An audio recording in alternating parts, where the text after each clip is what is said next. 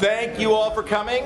I appreciate it. We're going to try to get started on time, although I'm sure a dozen or two or three people will keep dribbling in. But I want to thank you all for coming. And in respect to the fact that you're all on time, we want to start on time too. I want to welcome you all to the fourth and final session of the Environmental Forum of Marin's 2014 lecture series. A little congratulations for an extremely successful series. I'm Greg Brockbank, the director of the lecture series this year. As most of you probably know, the Environmental Forum of Marin recently celebrated its 40th anniversary of presenting what we now call the Master Class, a series of all-day Tuesday lectures and field trips for several months throughout Marin on a variety of topics. And for about 10 years now, we've also been doing this lecture series, briefer on Saturdays and evenings for people who can't take the time for the Tuesday Master Class. Starting this fall, and you're the first to know, we'll be combining the master class with the lecture series for new class members, although the lecture series, as always, will be available to the general public as well as current class members and Environmental Forum graduates. Please remember to check out our website, marinefm.org, and in case you forget and don't have one of our handy-dandy bookmarks, which I've been giving away by the 100, we have cards in the back there by that little placard by the paintings there, which... just a couple of quick minutes for our information. How many of you here are official graduates and paid-up dues-paying members of the Environmental Forum? So I figured about half or so. Okay, that's about usual. And how many of you have attended any of the prior sessions of the lecture series earlier this year? Also about half, a slightly different half. Okay, that's also what I figured. As you may know, we've had record-breaking attendance at nearly every prior session this year, starting with fracking in January, where we had over 130, sea level rise in February, where we had over 80. We had a great session on wildfire in March, and tonight we're delighted to have a topic which I'm sure is of great interest to all of you, otherwise you wouldn't be here tonight. Transportation and land use, subhead Growth, Housing, and Traffic. A few quick announcements and logistics, and I'll turn it over to one of our coordinators. First, as always, please turn off your cell phones now if you haven't already. Second, restrooms are out around the door you came in on and around the corner, and there's a doorman out there to direct you if you get lost. Third, Marin TV from the Community Media Center of Marin is videotaping all 4 sessions of the lecture series this year for later broadcast. And if we have your email address, I assume we do, if not, make sure that you give it to the front desk.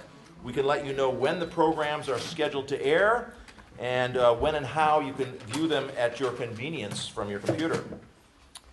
I'm trying to see if there's any, in the past few sessions we've had a few elected officials, and I'm wondering if there's any tonight. I do want to introduce and ask all the Environmental Forum board members to please stand up and be acknowledged for all your hard work on this series and all the other things they do, please.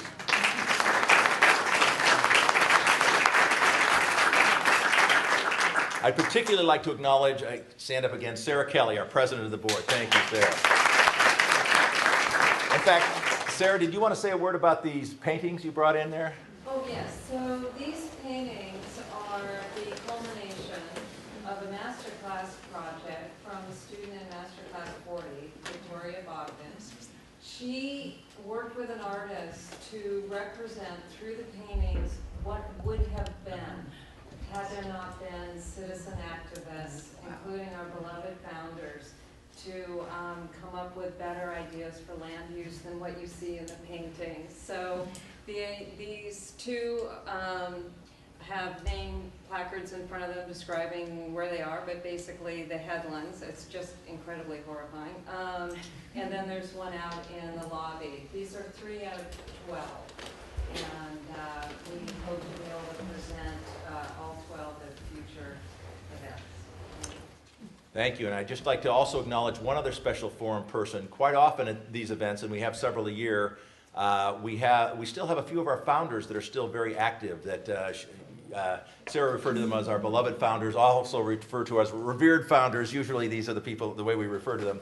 One we have here tonight deserves a special mention because she is not only still active and a former chair and a current board member, but she's the coordinator mentor, which means she teaches the individual daily coordinators how to do it. So, and so people like me can just stand up and say, here you go, thank you very much. And that is Kathy Cuneo. Thank you very much.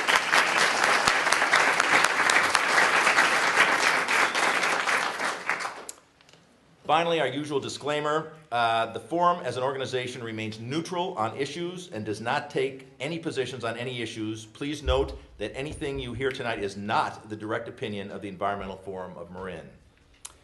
And now I'd like to introduce one of the two coordinators of tonight's session.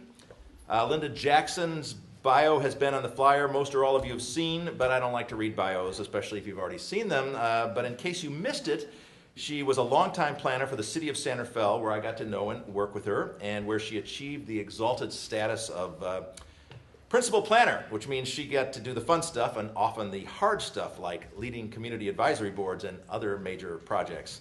Currently, she's a planning manager with the Transportation Authority of Marin, TAM.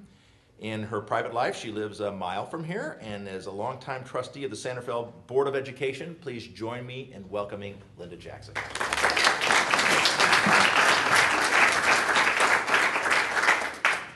Thank you, Greg. Appreciate being here. I have to tell you a short story about this room. When I was about this old, I was a starting out planner in San Rafael. This site was supposed to be a shopping mall with a multiplex theater. That project did not happen.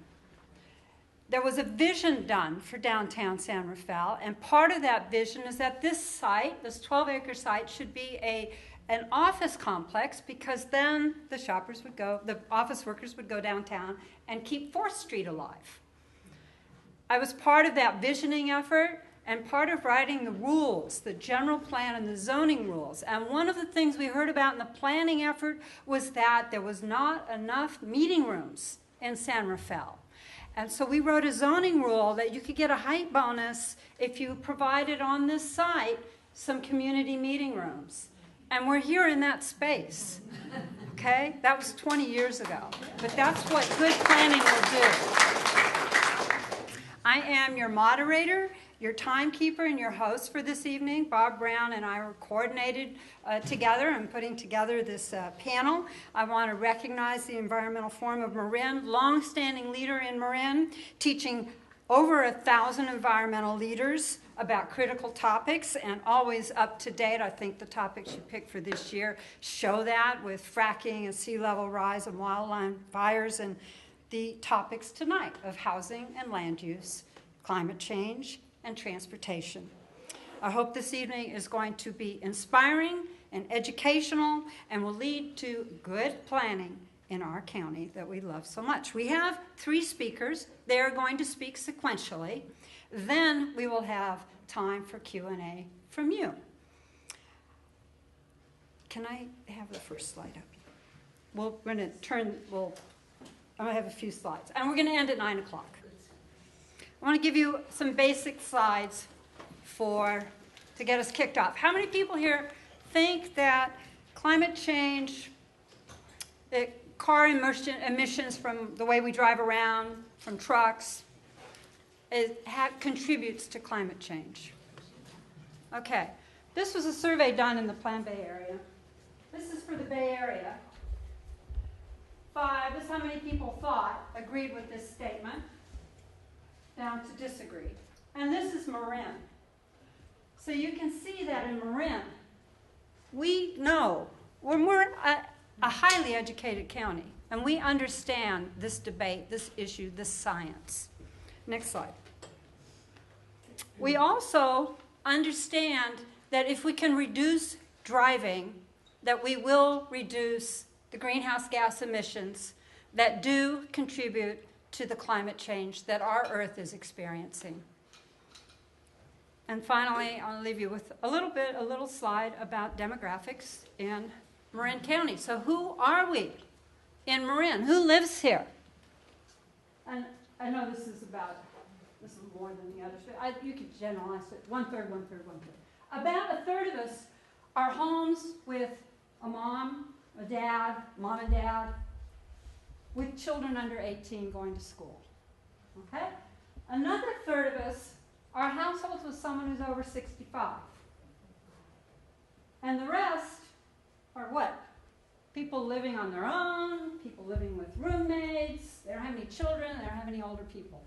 The challenge in our county is that when the kids leave, or these folks there's no place really to downsize to.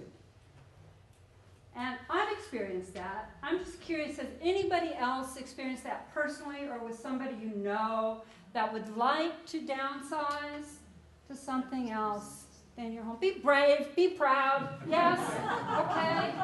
This is an issue. Another issue is we lose about, our 19-year-olds leave town. Not all of them. The ones who stay here are living at mom and dad's house, right? Or they go to Rohnert Park in Petaluma. But there's not a lot of places for them to live either. And these folks are doubling up, tripling up in their homes.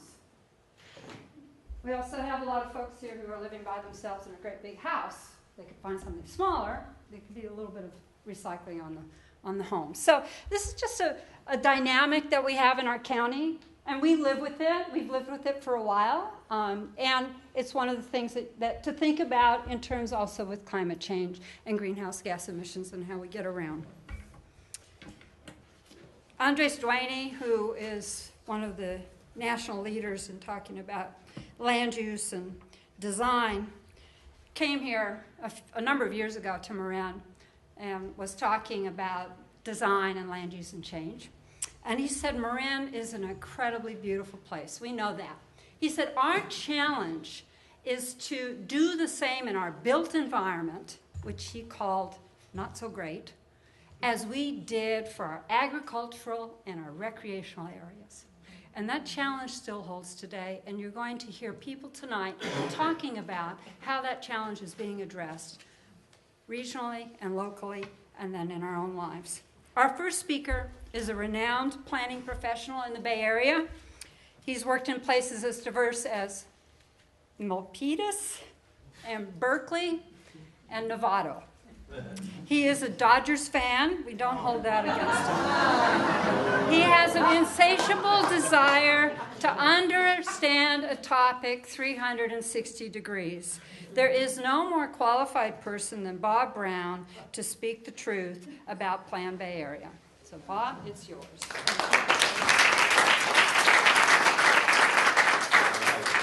Well, it wasn't enough of a target. Now I'm a Dodger fan. That's the worst thing you can call anybody in the Bay Area. Anyway, how many of you have heard about Plan Bay Area? How many of you have heard good things? That's a great thing.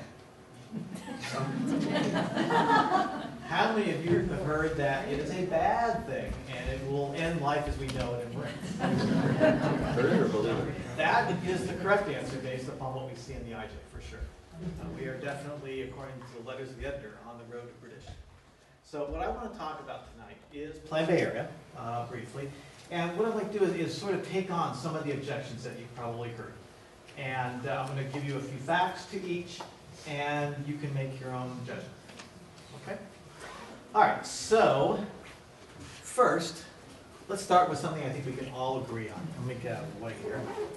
And that is, it's really complicated. And I say that as a planning walk, and I love this stuff. And I have trouble putting together connecting all the dots. It really is. This whole system that has recently been created by the state legislature is complicated, and it is no doubt that people easily get confused, misinterpret, etc. So it all started with Arnold's Herculean accomplishment, AB 32, the Global Warming Solutions Act, which begat SB 375, the Sustainable Community Strategy, which was handed down to implement to the regional government agencies in the Bay Area, ABAG and MTC. They're supposed to get input from Bay Conservation Development Commission and the Air Quality District.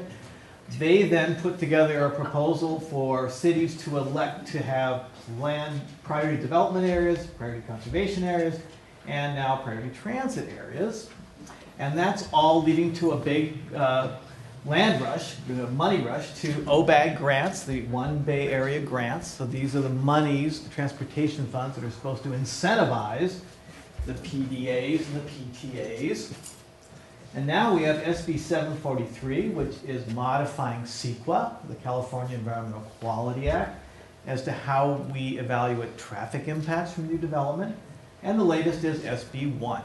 And SB1 is creating what I would call sort of redevelopment light to allow cities to have infrastructure improvements in the PDAs and PTAs. So again, it's really complicated. Do not try this stuff at home.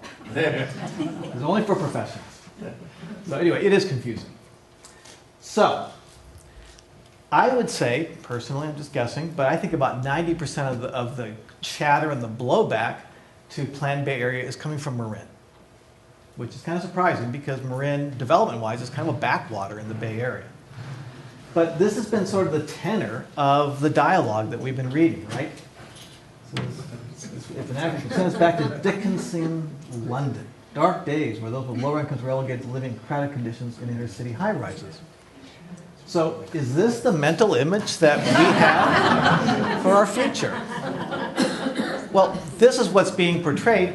This is reality. This is what's happening in the inner cities. And I'll tell you that Oliver Twist could only live here if he worked for Google. Right? The stuff that's being built is expensive. And it's not just San Francisco. It's San Jose. It's the peninsula, Jack London Square. But frankly, I don't see this in Marin. I mean, I'll talk in a few minutes about the redevelopment of the Wind Cup site, which is really hot. But other than that, and other than single-family homes on steroids, I don't really see a lot of this development occurring here in Marin. But we'll take a look at that. So before we get into some of the objections to Plan Bay Area, let's kind of get our terms correct. So you've all heard that cities have had to designate affordable housing sites as part of their housing elements. Well, what does that mean? What's affordable housing? Well, first of all, let's just look what the incomes are. So in Marin, if you were a family of four and had a $90,000 income, you would be low income. If you had an income of $123,000 a year, you would qualify for affordable housing if you could find it. So again, the prices are high. But what is the major disconnect is when we talk about affordable housing sites, it is zoning for apartments and condominiums. That's what it is. Now, will those be affordable developments? I will tell you, in almost all cases, no. And that's because the great majority of these sites are going to be developed by developers, market rate developers with market rate units, and the affordability will typically be what the cities require, which is somewhere between 10 and 20%. So 80 to 90% of these new developments are going to be market rate, but we're calling them affordable housing. It's a misnomer. And the actual affordable housing projects that are built by nonprofit developers and are 100% affordable are few and far between, and getting fewer, because the subsidies, and these are deep subsidies needed to make affordable housing in a place like Marin, those subsidy dollars keep going down and down and down each year from the federal and the state government. And the one local funding source we had for affordable housing, which was redevelopment, is gone. So again, the opportunities for doing truly 100% affordable projects, rare. Okay, so one of the things you've probably heard is we are on the brink of a building boom because of Plan Bay Area. Okay, well, let's look at the numbers. This is what Plan Bay Area projects over the next 30 years. 30 years is a long time. And the numbers of development that you start seeing for households and jobs over a 30-year period look big. It's 30 years. So the number of households that are projected in Plan Bay Area over 30 years, 27% increase. So about 1% a year. Santa Clara County, 36% increase. Now, Santa Clara County has been obviously creating jobs like crazy. They've been outsourcing their housing demand to the Central Valley, to San Benito County. Under Plan Bay Area, they're supposed to internalize that housing growth. Here's Marin. So Marin is projected to have about a third of the rate of household growth that the rest of the Bay Area is. That's from the plan. Okay, well 9% could still be a lot. Let's compare it and give it some context. What has it been in the past in Marin? Over the past 30 years, we saw a 16% increase in households. So again, under Plan Bay Area, about half of that rate of growth. Look at jobs. And I think if you ask any planning director, they would all say that we think ABAG is really over-projecting jobs. And I'll come back to why I think that is, but we think that. So, but in the Bay Area, it's projected that we'll increase our jobs by about a third. Santa Clara County, the same thing. Marin County, 17%, so about half of what the rest of the Bay Area is projected. And again, I think that number is high. But again, let's give it some context. Over the past 30 years, we've seen a 42% increase in job growth in Marin. That's why we have a problem with, a limited housing supply for the number of jobs and importing our workforce. Because we were really, we really created a lot of jobs in the 80s and 90s. So under Plan Bay Area, about a third of that growth rate in jobs. And again, I don't think we'll ever see that. Other objection we hear is that this is top-down, one-size-fits-all planning. That is not true. If anything, it's two sizes.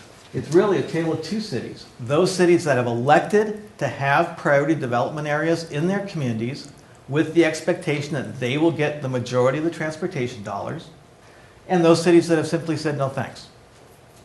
So, again, Plan Bay Area, its intent is to focus growth in elective priority development areas that are requested and proposed by local city or county governments.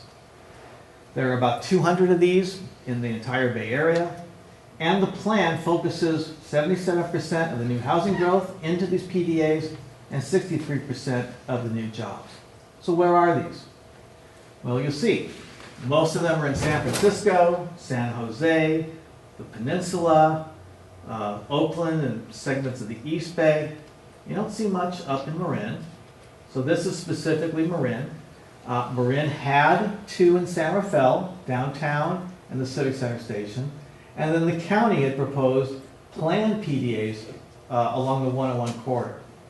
But in the past year, San Rafael has ditched its Civic Center plan, and the county has eliminated 3 of theirs. So the only real PDAs that are left are downtown San Rafael and Marin City. That's it for Marin. So another thing we hear is that Plan Bay Area is forcing development on us, like it or not. So there is nothing in the state legislation that says that cities and counties have to subscribe to the development forecast in Plan Bay Area. Not at all. There's no requirement there. The one requirement that cities and counties have is we have to plan for the number of housing units that the state, through ABAG, gives us every 7 years. So, what does that look like in Marin? Well, in the planning period for our housing elements back at the turn of the century, in all of Marin cities and county, we had a plan for 6,500 housing units. This last period, we had a plan for 4,800 housing units. So about a drop to about a third. So what has Plan Bay Area done to the housing mandates in Marin? About half of the last planning period. And why is that? It's because most of the housing growth is going to San Francisco, San Jose, the East Bay, and the Peninsula, not Marin. So again, in terms of mandates, it's pretty light on Marin. And then, again, the concerns about lack of local control. The legislation, again, does not give ABAG any authority over our land use decisions locally. And the EIR for Plan Bay Area and all other documents put out by ABAG just repeat this over and over and over. MTC and ABAG have no direct control over local land use planning. Regional efforts will be made through these OBAG funding to assist local plan alignment with the plan.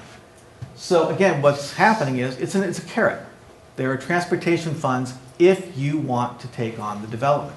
And I think that makes sense, right? I mean, I don't want my tax dollars going to freeways out to Brentwood and Discovery Bay. I'd rather those transportation dollars go to where the growth is going to be. And it shouldn't be in those areas. And again, you see this over and over and over. The proposed plan will only be implemented so far as local jurisdictions adopt its policies and recommendations. We see that over and over. Okay, you've heard ABAG's projections are way off. Now, I would say if I was an economist, I would hate to make projections after this last recession. But let's see what ABAG's done.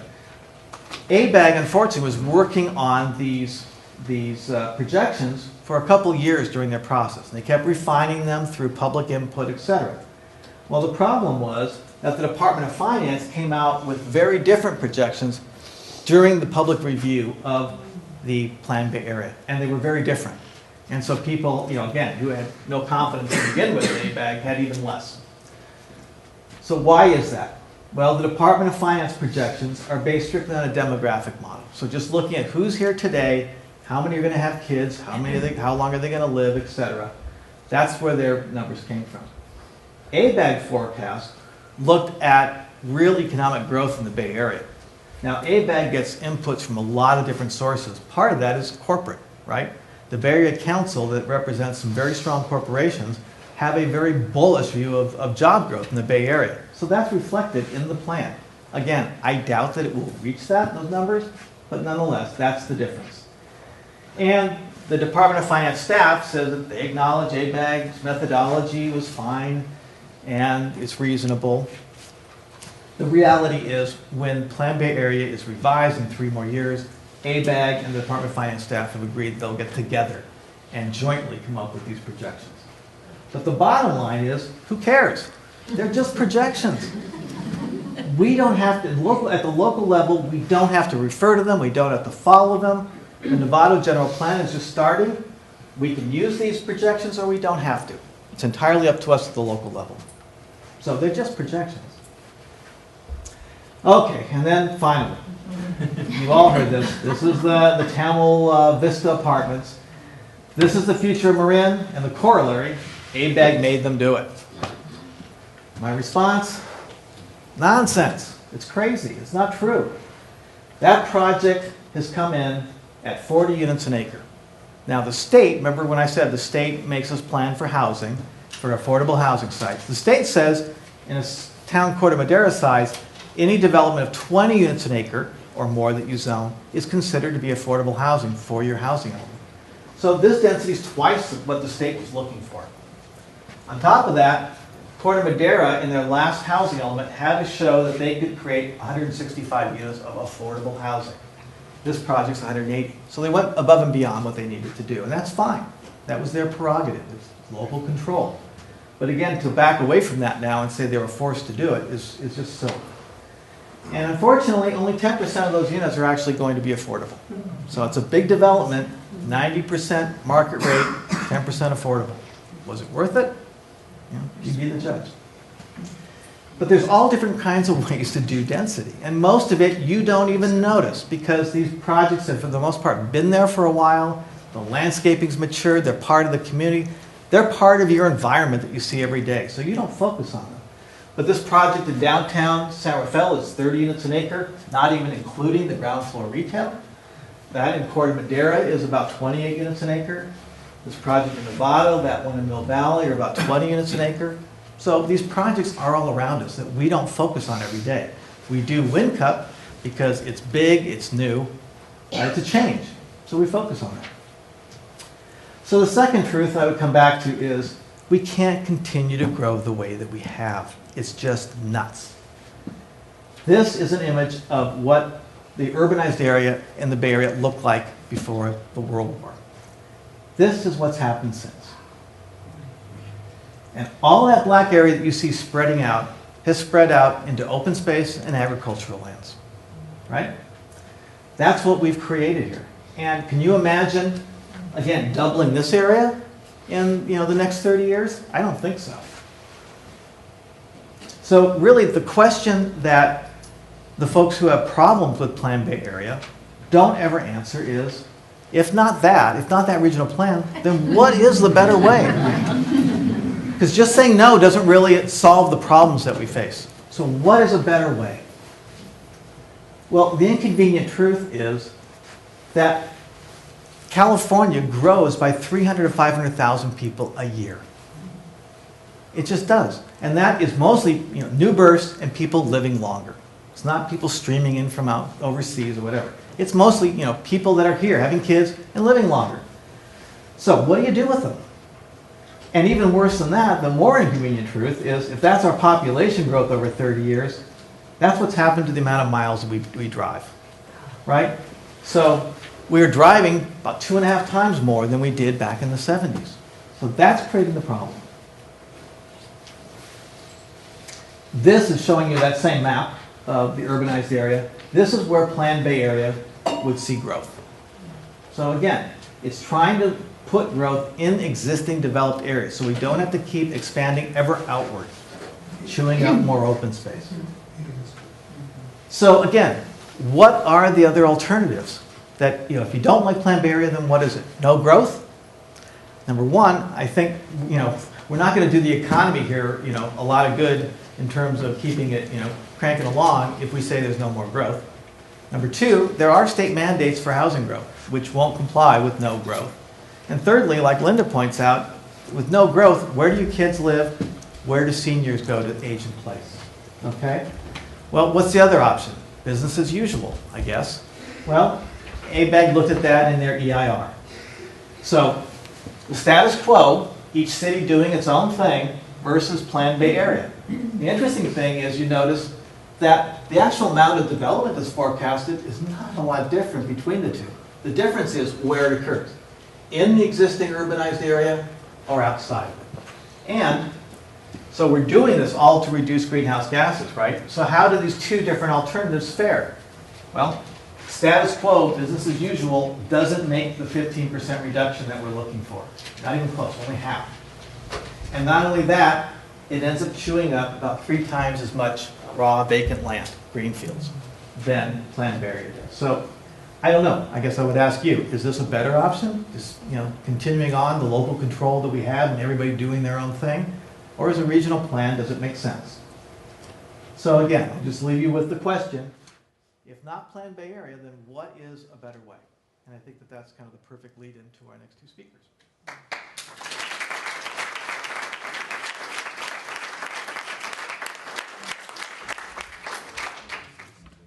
Thank you, Bob. I'm sorry about outing you with the D word.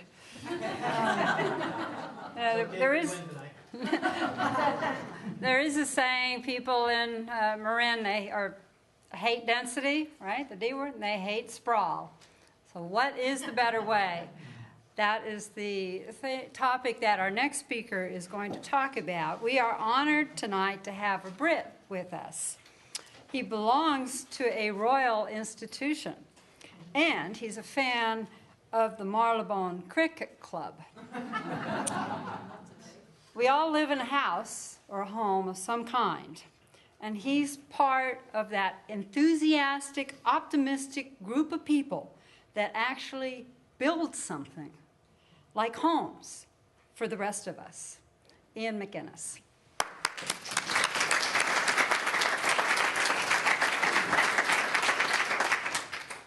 Thank you. Good evening, everybody. As I like to say in my 12-step developer programs, I'm a developer, and it's been a few years since my last development. But it's not quite true, but it feels that way. We're sort of coming to the end of the real estate ice age, so I'm starting to sort of feel that it's getting a little warmer outside, for which I am eternally grateful. So I am a real estate developer. I worked for many years for a big development company called Taylor Woodrow. Developed 4 projects in Marin County, 3 in Novato and 1 in Tiburon. So I know a little bit about doing stuff in Marin County. And I actually live in Novato, so I've lived here for a long time and love living here. Very much enjoyed Bob's presentation. I think that what I'm here to talk to you about tonight is my personal sense of what smart growth, as it's termed, is all about, and how I came to the realization of that's what I wanted to do. I left Taylor Woodrow about 13 years ago to start my own company, to work on a big project down in Monterey County, and I'm currently working on three projects, 1 in Arizona, 1 in Novato, 1 in El Cerrito. But the theme runs all the way through in terms of the kind of places that I'm trying to develop. So, let's see if we can make this thing work. So, tonight I wanted to talk a little bit about, from a developer's perspective, what really is sustainable development. The interesting thing I've learned over 10 or 12 years of doing this is that the word sustainable means completely different things to just about everybody. So it's hard to get everybody on the same page. So this is a developer's idea of what sustainable development is all about. So I'll be going through what is it, what I think works, what I think doesn't work, and why it doesn't work. And then I'll come up with some suggestions to you all as to what can be done about it. A lot of this stuff is not directly applicable to Marin County, as Bob said. I mean, this is a great place to live. It's a terrible place to be a developer. You have to go somewhere else if you actually want to build anything, generally speaking. Could you speak up, please? I will try. Thank you. So what is development all about? As has been pointed out, we all live in houses. We all like to go to shops and restaurants. To me, it's all about great places and about trying to create great places for people to enjoy. And these are some of the places that I've been lucky enough to go to when I've been traveling around studying different projects in different parts of the world. The one thing I would mention is that probably most of them couldn't be built today because of current zoning codes. But they are places that are absolutely wonderful for people to enjoy. So what is a sustainable community? Community is an ecosystem as far as I'm concerned, and it's an ecosystem that creates value and has to sustain that value for all its citizens. Otherwise, they're going to leave. In terms of new development or in terms of creating a healthy community, I believe that you need to have a walkable network of streets which are interconnected. A community has to be mixed income, it has to be mixed use, has to have a variety of housing types. Obviously, it has to be financially solvent, and has to have social capital. People have to like their neighbors and get on and do things and come to events like this, which creates social capital.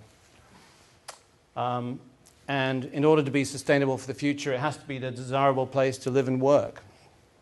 And it also has to be adaptable. You can design and build something today, but will it be as attractive and interesting in 20 or 30 years' time? And that's the question I think the cities have to wrestle with. So if there is a problem with what's going on today, and I think we all agree that there is, what is the problem? And the real problem is success, and it's success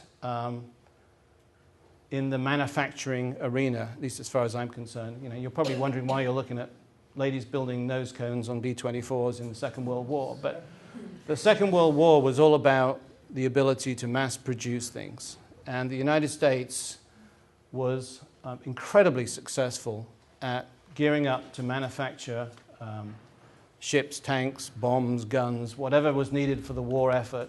And ultimately, that was a major factor in winning the war, was the ability to produce more elements than the enemy did, and provide them to your troops.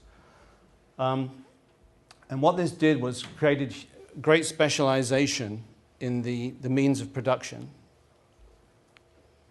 So what does that mean? It means that ultimately those skill sets were then put to use in different ways. And one of the ways they were put to use was in housing. Because there was a need for a lot of new housing to house workers at defense plants, and then ultimately to house the GIs when they all came back. I don't know how many of you have heard of Levittown, but this was one of the original housing developments for soldiers when they came home, and it was based on producing exactly the same house over and over and over again to provide great accommodation for people. And this was really the model for a lot of the development that's taken place ever since. with minor variations. So, at that time, this was the dream. A house in the suburbs, 2 great cars, cat, dog, cheap gas, and you could drive everywhere, drive to the store, drive to the theater, drive to work, drive to school, and it was what everybody seemed to think that they wanted. But there's one great myth about creating a great house over and over and over again, and that is it doesn't create a great place. You can see on the left the beautiful plantation house in Virginia. You can see on the right very similar style houses, McMansion-style houses created again in Virginia, but same house over and over and over and over again.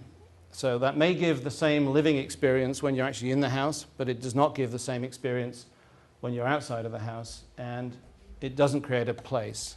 It doesn't create a great place for people. So by creating the dream home for everyone, we end up with the geography of nowhere, to use Howard Kunstler's phrase, which is if you haven't read it, that's a wonderful book.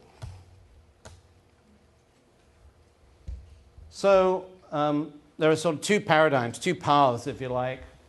We have the conventional, as I like to call it, conventional development on the left, which uses up huge amounts of land. It's single use. It is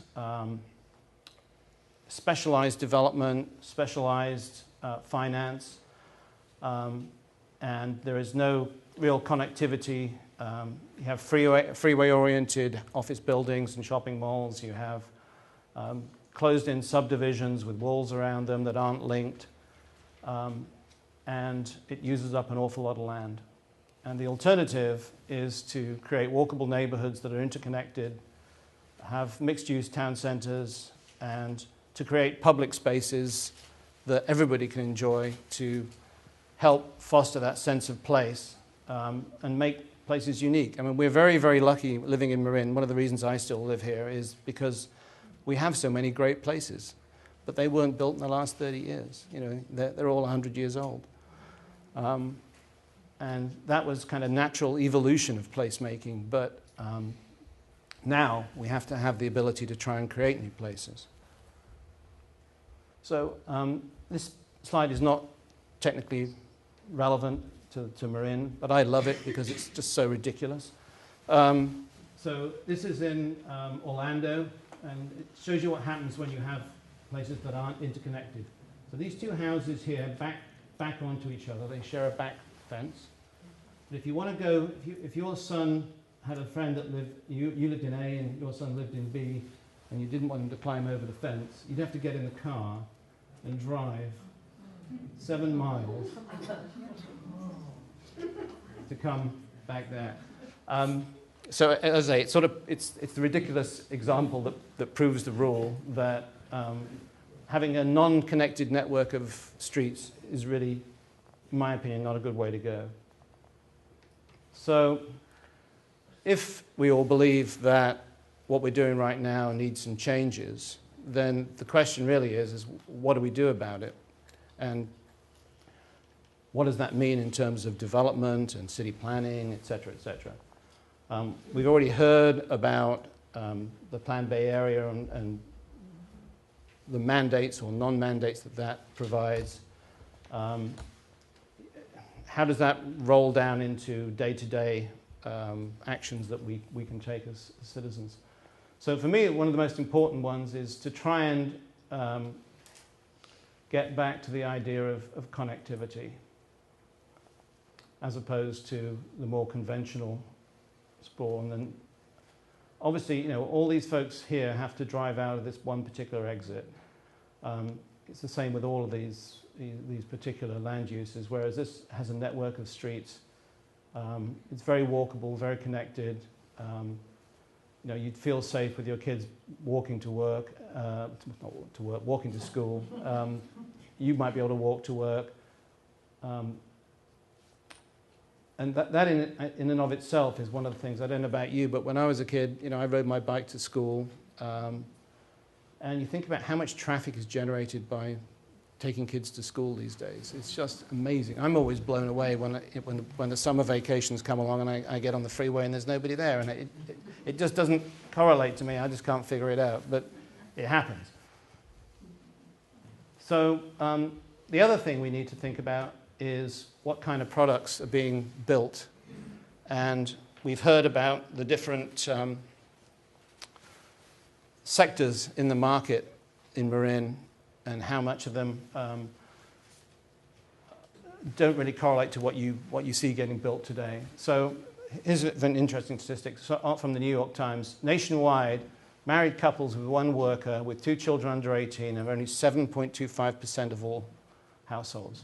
So that would be the Aussie and Harriet model here, which in the 1960s was probably a predominant market structure. It was a very, very large part of the market. And it seems to me that we're still building a lot of things for this market, which doesn't exist anymore. And obviously in Marin, the number I heard was that there's 21% of couples with 2 children.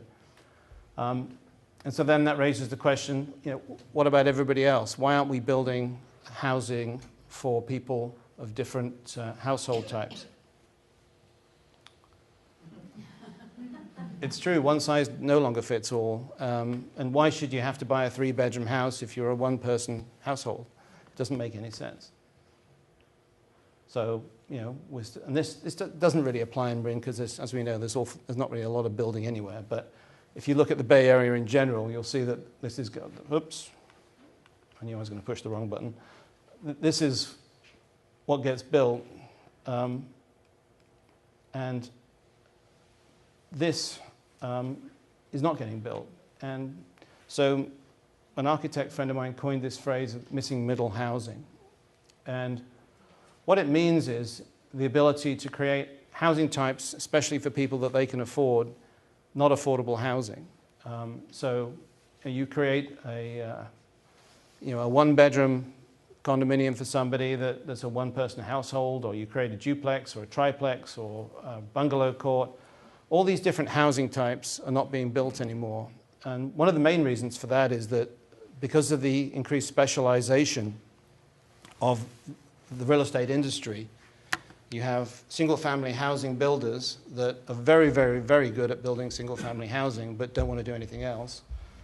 And then you have apartment builders that do the same thing. You have specialist retail developers that do the same thing, office developers. You have very few people that try and build different kinds of products. And then if you do happen to have people that want to have a go at that, it's very, very hard to find a bank that understands, even if they understand it, trying to get the bank to understand it, because the banks have also gone in a very specialized direction. They like to finance single-family housing, retail, office, because that's what they understand. Everybody's been moved in that direction. So again, my personal opinion is that it's great to mix different typologies because it creates a much, much better place with different people with different household sizes and incomes all living on the same street. And dense housing does not have to look dense. It doesn't even have to look like rental housing. With good design, you can create wonderful places. So, talking about from a developer's perspective then, very quickly, to be successful, developers need, first of all, a good market. Nothing happens without a good market. Then they need a predictable entitlement process, and then they need an economically viable project. And I've highlighted those 2 in red because they are things that cities do have a major impact on and have the ability to change, so that if a city or its citizens or a county want to encourage certain kinds of development, they have the ability to do so through those 2 elements, the entitlement process or the economics. So you probably don't see us like that, but in reality, yeah.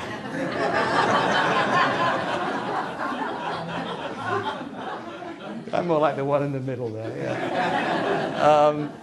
In reality, developers are very simple folk. They like to maximize profit, minimize risk.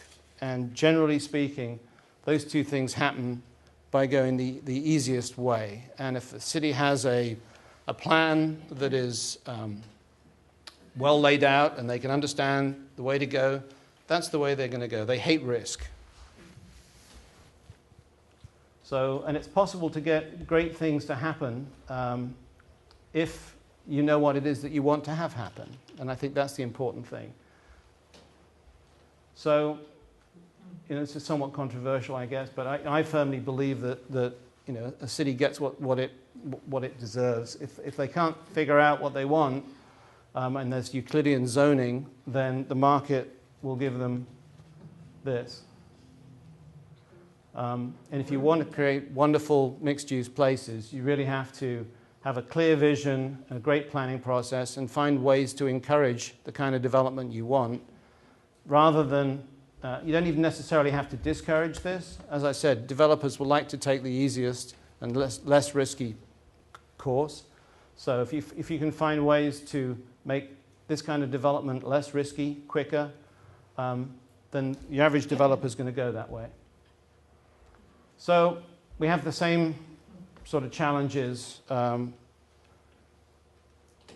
over California, I guess. And I don't want to whine about being a developer, but it's interesting that you can create a wonderful project and then you take it into the city and you go to the planning department and they tell you have to change 5 things, and then you go to the building department and they tell you have to change a bunch of other things. Then you go to the fire department and you have to, the really safe, narrow streets that you had before have to be wide enough for 2 fire trucks to pass with their doors open, and so you can land a jumbo jet on the streets that you end up with, and then Public Works comes in with a set of requirements.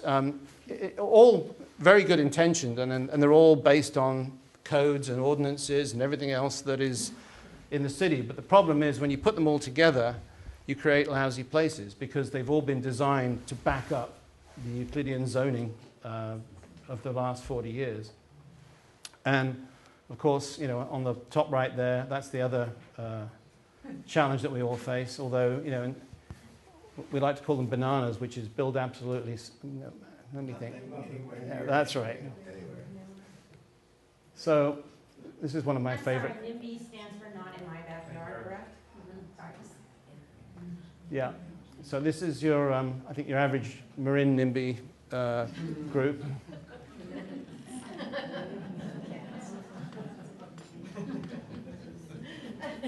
So moving rapidly on. So what do you need? If you're a community and you want to try and encourage certain kinds of development, you need to have a clear vision. And if things aren't happening the way that you think they should be as a community, you have to understand what might be stopping that from happening. And then understand it, modify the ordinances that are preventing it, streamline development processes.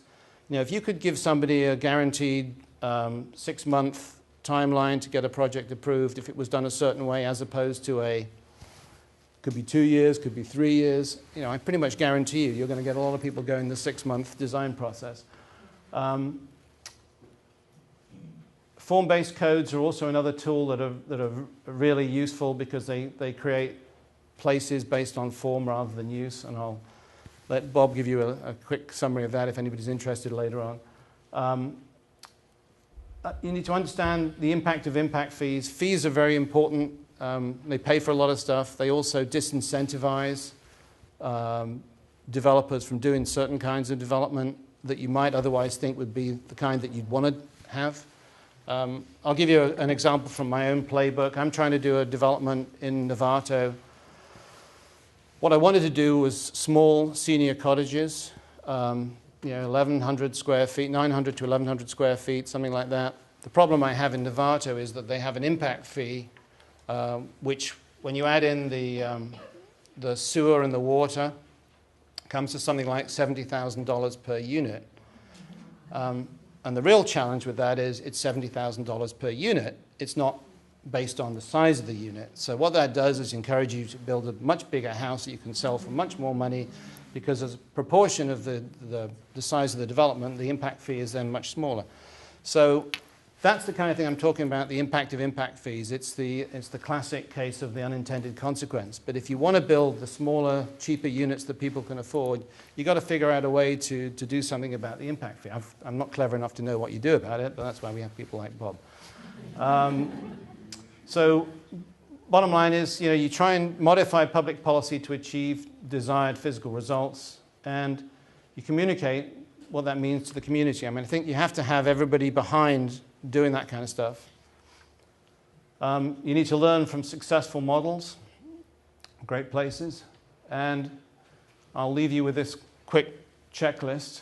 As citizens, you need to advocate for a rigorous public process, support clear policy, encourage jurisdictions to modify planning, zoning, parking, to encourage the kind of development that you want, all of which are probably going to be prohibited by the current ones.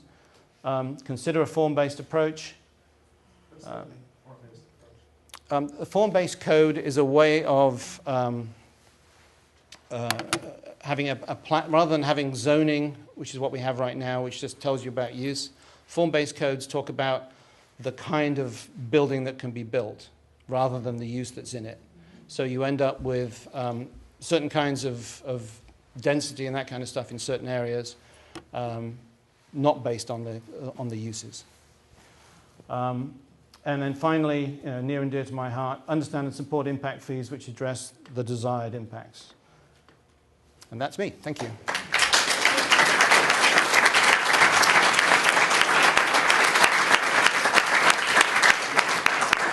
Thank you, Ian Gillis, very much. For those who have challenged hearing, when we do our panel, there will be 4 seats emptying up here in front. So feel free to come in and move up so you can hear when we do the little panel and Q&A at that point. And I will stand in the back, so if someone wants to sit here now, they can do that. On the children, you mentioned about schools. So about 25% of our traffic in Marin is from school children. You can solve that problem by not having any children. And we live in what I call a naturally occurring senior community. So we may have that. We are also home in Marin to a program that's now national called Safe Routes to School. And that's a program that at the agency where I work, we spend money every year to promote walking and bicycling to school in an effort to help eliminate the traffic that we have from children getting to school. Our third speaker works at one of the premier transportation companies in North America named Nelson Nygaard, and they've done work in Marin for years. He is a fan of Spirit Rock and Green Gulch, a writer of our county's bike paths, and a thinker about the challenges and opportunities in the intersection of land use and transportation. Paul Sapanovich. Great. Great. Thanks, Linda. Thanks for the introduction. I'm just delighted to be able to talk about an issue that's obviously very near and dear to my heart.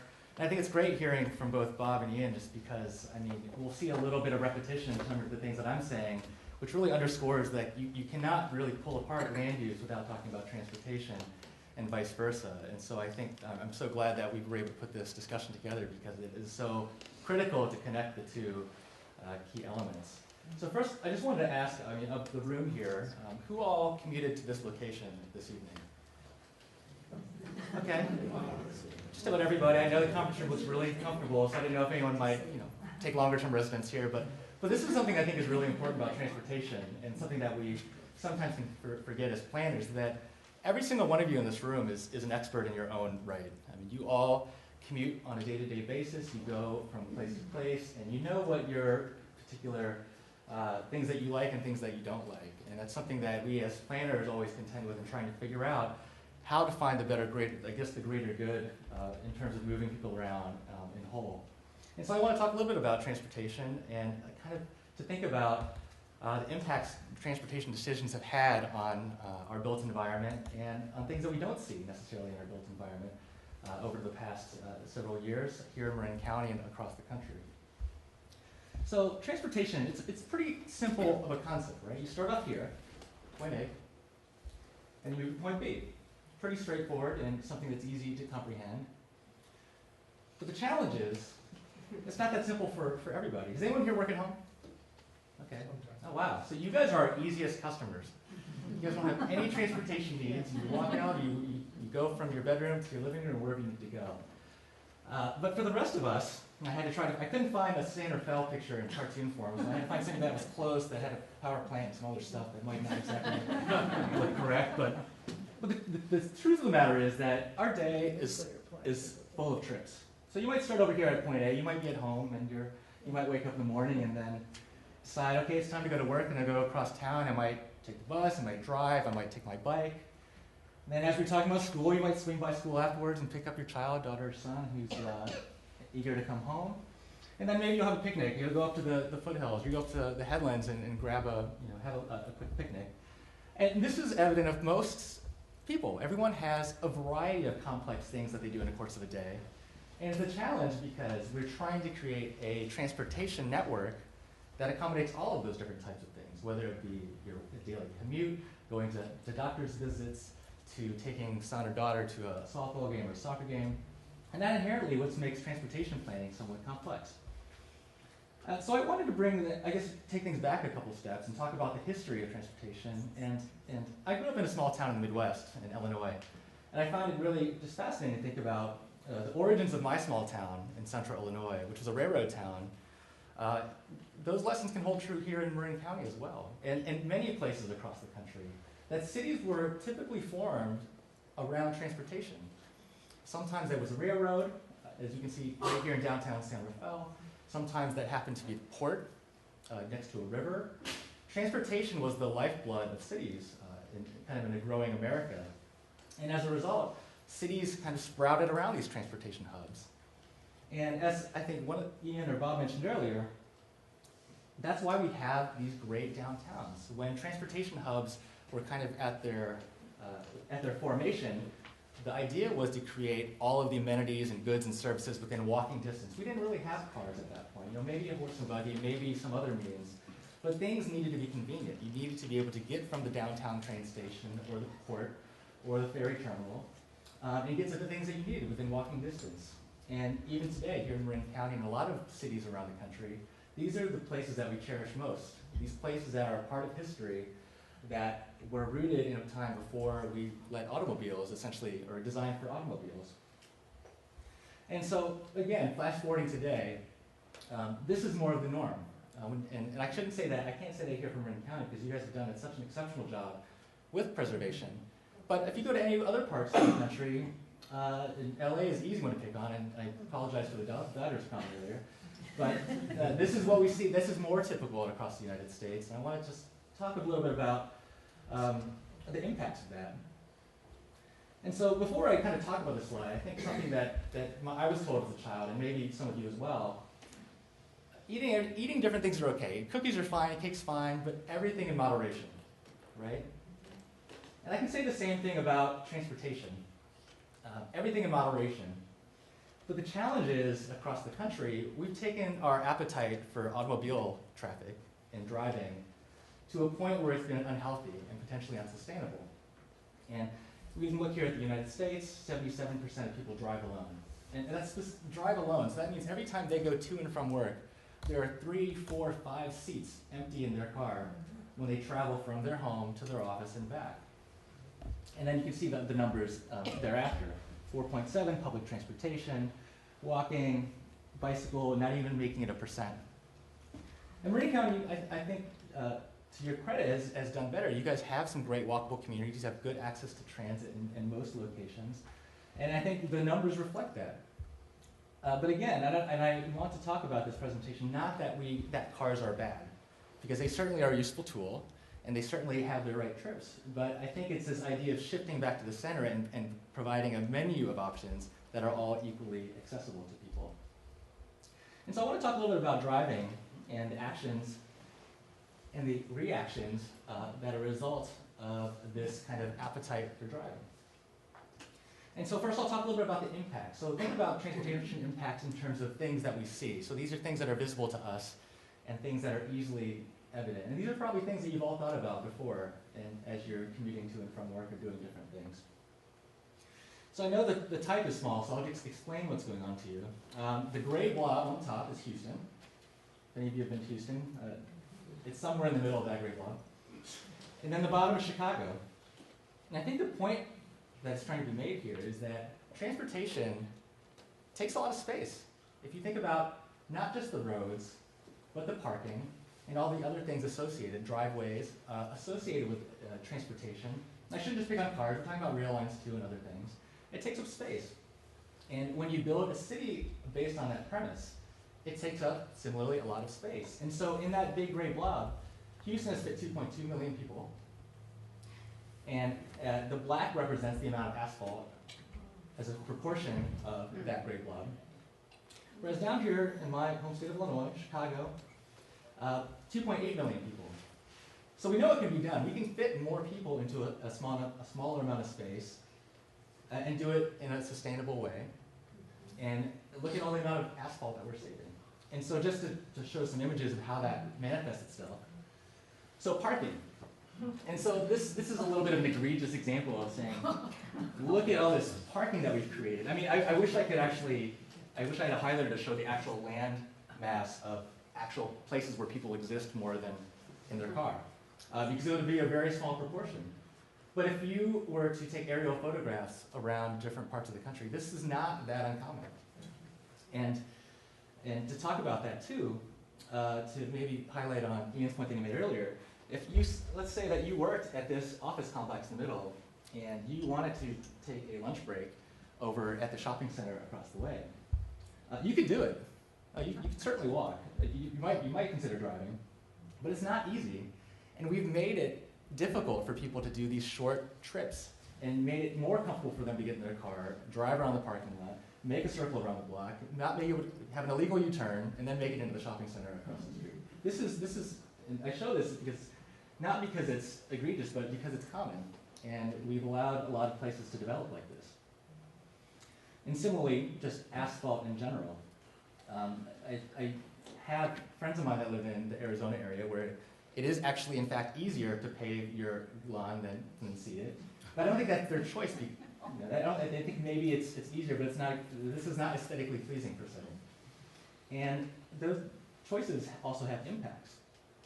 Something that we don't think about in terms of transportation, and I'll show a slide here in a second, that streets take up a major proportion of our landmass, and as a result, when it rains, that major proportion of landmass is now covered.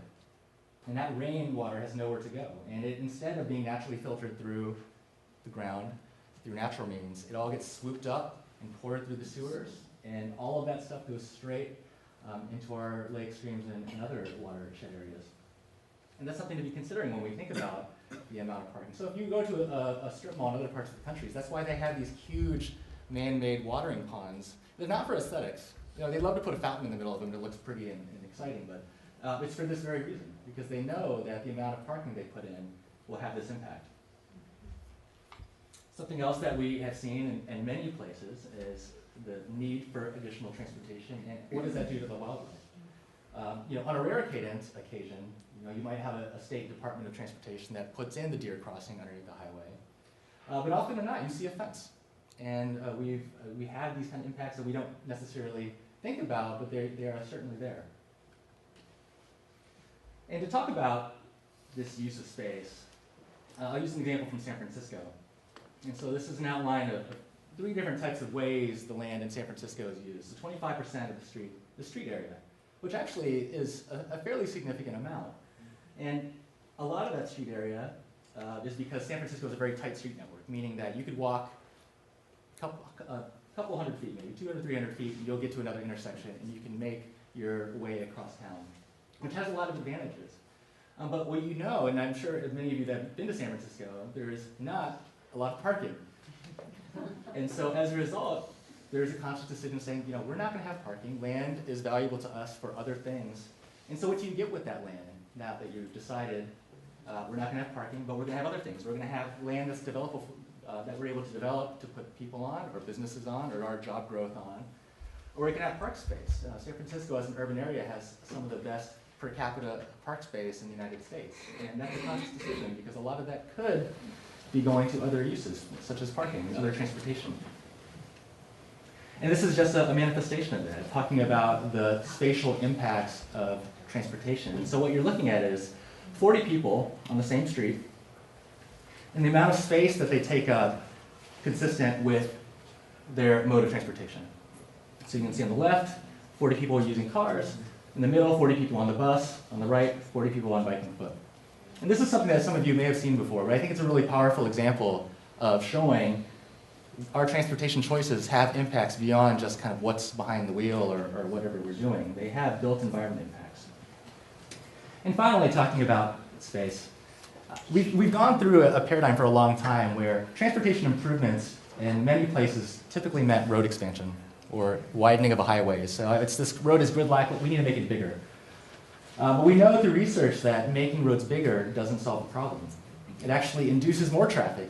So all of a sudden you add that new lane or that fourth board the tunnel comes through. All of a sudden, 3 weeks later, it's packed. And someone might say, oh, we need to improve the roadway. But my question is, improved for who? And if you're this landowner and you're saying, okay, I've had enough, I'm ready, I actually enjoy the amount of space that I'd like to preserve in my yard, that's not an improvement for me. And so next I want to transition from the things that we see to the things that we don't see. And I think these are things that are very relevant here in Marin County and also the Bay Area. So I think all of us have been this person at some point in our life. I think driving up on 101 is a lovely drive on most times of the day, but there are certain times of the day where it is not the thing that you necessarily want to be doing. And you end up in a position like this. And driver stress and road rage is a real thing. I mean, it's been something that people have studied, and anxiety is not necessarily a good thing to do day in and day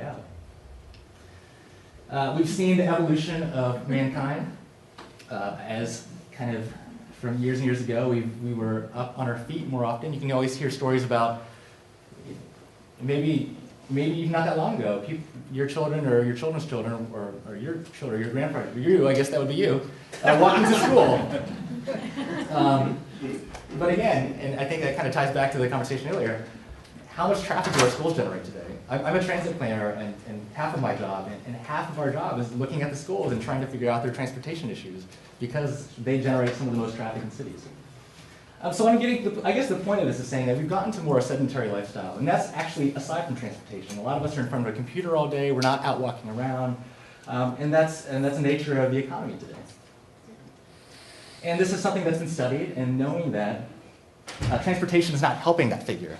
Because we are often doing these long commutes, we are in a car and behind the wheel and sitting for large portions of the day. And I just kind of wanted to quickly run through a graphic of how that's changed over the last 20 years. So this is 1985, and the graphic is showing all the white states. There's no data yet, but what we're showing is BMI, body mass index. And so roughly someone that's 30% over their BMI or 30 pounds overweight, roughly. And the colors mean the percentage of people that are in that category.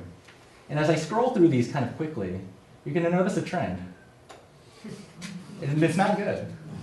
Okay, here we are in 1995. So we scrolled forward about 10 years. So we've added a category. So now we're in the 15 to 19% range.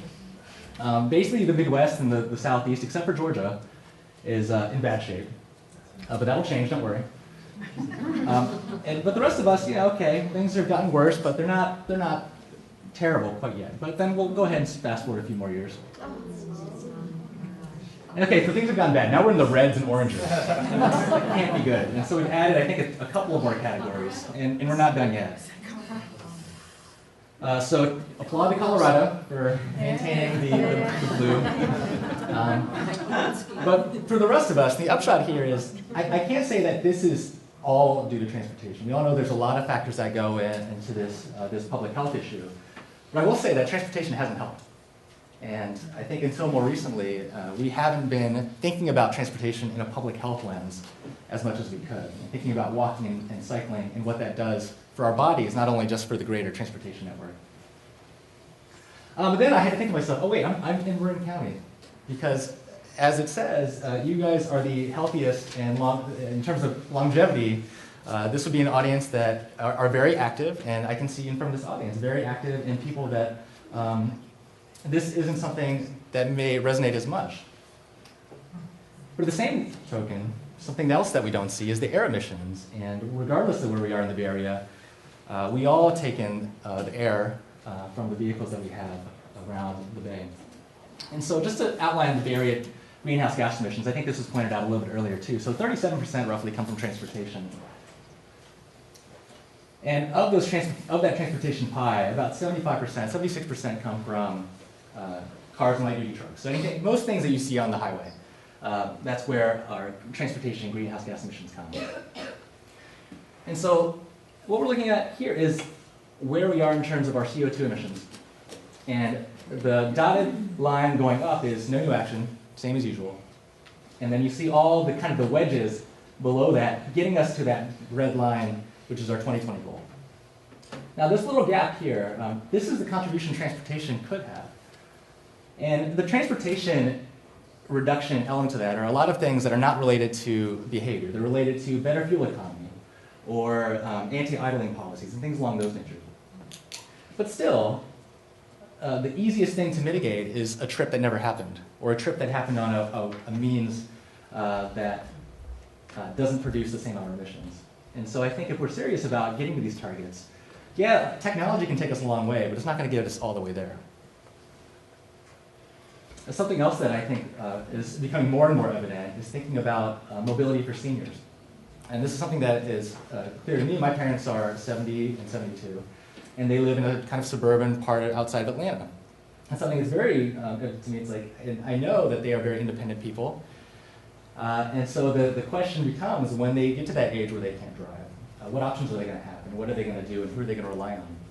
And so trying to think about getting them into places where they could walk around or have different options at the very least. So I want to talk, kind of close out my presentation on some ways to tackle some of these transportation things that I've spoken about. And the first one's supporting and embracing recent trends. And this is one that is exciting to me in the sense that things are kind of moving in a good direction by virtue of a natural process, for better or worse. So this blue chart is, interestingly enough, vehicle miles traveled. So if you were to take all the miles that were driven across the United States and clump them all together, you can see a pretty clear trend between when data was started being collected in the 1970s till roughly 2007, the most recent recession. But then something happened. So the recession happened and VMT, vehicle miles traveled, dropped. But then it stayed. And it hasn't seen a considerable jump back up to what people would think would typically happen. And so there's a lot of different speculation about why that is. Some people will say it's because young adults are choosing to live in big cities over the suburbs. People want different type of housing stock. And I put an asterisk by the suburbs because, or asterisk by the statement because it's not just big cities. And I think trends have also shown people are interested in walkable communities like downtown San Rafael. It doesn't have to be a New York, Chicago, San Francisco type of place, but a place where they have options to get around and can walk to the bar across down the street or walk to get a quart of milk. Public transit usage is at its highest level in a long time, which is an exciting thing to see. The second key element is designing for ages 8 to 80. And when I say that, it's designing a place that reflects A, what people, the market is trending towards, but B, somewhere where you can imagine raising your children, and somewhere where you can imagine aging in place, retiring, and being able to be there for a longer period of time, and have an independent lifestyle because you can get around. And I use this graphic the same way. I use Disneyland often. So people want to go to Disneyland, get their picture with Mickey Mouse and all that kind of stuff. But they designed Main Street in a particular way for a reason. There's a reason Main Street doesn't look like this at Disneyland. Am I right? And this is a place that's designed for 8 to 80. You can be a child there and be happy and it gets around, and you can be a retiree and easily get around and have access to all of your services if they weren't overcharging you and all these other things. This is number 3, design the right fit for the trip. This is something that I really keenly believe in multimodal transportation. And like I said before, I think the automobile has its place, but I think we need to do a better job of making sure that we have a menu of options that fit the type of trip. So we talked a little bit about conventional development and kind of the ridiculous things that we do to take our children to school, then we drive to work and park. Then we drive back to school, then we go drop them off the park for a couple minutes, and then we do our shopping. And how many trips do we add up there? So quite a few. So all those overlapping lines is a lot of extra stuff that we don't necessarily need to be doing. Then we go home. And then getting at this idea of this mixed-use park once district with a connected street grid and a mix of developments where you can essentially have less parking. You still might drive there. You still might drive from wherever you are and park. But then you could walk to the school, walk to work, walk to do whatever errands you need to do. And this is what I mean, the right fit for the trip. Trying to design places that allow you to do things that make sense in terms of the mode that you're choosing. And then come back to your car, and then you head on home. And the impact related to that. The fourth one, 4 of 5, so I'm almost all the way through. Transit needs a critical mass, and this is something that oftentimes people forget. We do a lot of transit planning projects where someone will say, oh, I would love for you to pick up, have a stop by my house. And we ask, oh, where do you live? Like, oh, I live a quarter mile outside of town on the end of that street, you know, half a block off the main road. So essentially assuming that, okay, he would like that stop, but he also assumes everybody else that's riding that bus also wants to go visit his house too every day. And so I think this is critical, and I think it aligns really well with what was said before. If you want transit to succeed, in the places where you get buses or trains coming frequently, every 5 or 7 minutes or 10 minutes, you need the density to support that. Transit is just like a business. They want traffic in front of it. They want people nearby. It's all about location. And so to get these types of transportation, or these elements of transportation, we need to be able to create places that will support that. And finally, the last thing I want to touch on is this idea of providing transportation choices. And it ties a little bit with the idea of right fit for trip. And something I like to use a lot is bottled water. So you go to the store, and you're at Safeway or wherever else, and you're at the bottled water aisle, right? Okay, bottled water, what is it? It's water in a bottle that was either packaged, who knows where it's packaged? It might be out of the tap, it might be out of the spring, but you have like 100 choices, right? And I think that underscores the point that, okay, we've taken water and been able to stratify it into 100 different choices, and people still buy all of them. You know, they still get all of these in front of that aisle. And I think transportation is the same way. We need choices. You know, people don't want to be relegated to just driving, or just taking the bus, or only having access to one form of transportation or another. They want to have the ability to choose how they get around. And I think that is something that's really important. And it's a really exciting time to be in the industry, just because there are so many choices that are popping up. San Francisco specifically has been this hotbed for all these transportation companies that have essentially been duking it out, which is great for the consumer. You know, they're going to need to figure out how they actually survive more than 2.5 years. But getting those kind of choices is great for these communities, whether it be biking or bike share or access to cars via car share or shuttles or a different thing. That's something that's infinitely important in a lot of these new developments. And finally, I think this is my closing, and I couldn't help but bring in this discussion about driverless cars because everybody's asking about it. And I think I just want to close on the fact that it's probably going to be closer than we think, the way the industry is moving. But I want people to think about the impacts on either side, because I think there are certain things that people think about, like from an environmental perspective, that it could go in a lot of different directions. On one angle, you could say, well, I'm going to put Johnny in the driverless car, and it's going to take him to soccer practice so I can stay home to work. I'm going to sell my car, and I'm going to have access to driverless cars that are just going to run my errands, or take me to my errands, and I'm not going to have to park. And then, I guess another scenario is that, well, I can live 3 hours away from work because I'm just going to get in my driverless car and work for the 3 hours and not have to worry about this thing. So from a transportation planning perspective and a kind of a land use perspective, some of those things are interesting. So the idea of removing yourself from ownership of the car, all of a sudden, all of that parking you ever needed in downtowns just disappeared. So how could that downtown parking be used? It could be used differently. Maybe we could try doing something else. But at the same token, what if it actually induces sprawl? What if all of a sudden everybody wants to live 30 miles away from downtown for their job, realizing that they can do that and not have to worry about the stress of the commute? So I leave with no, I guess, premonitions about what driverless cars could do, because there's a lot of different options or a lot of different ways it could go. But I think it's something to consider, and I think once those discussions become closer, there's a lot of different angles we need to be thinking about in terms of the impacts of what that could bring to our cities. Thank you.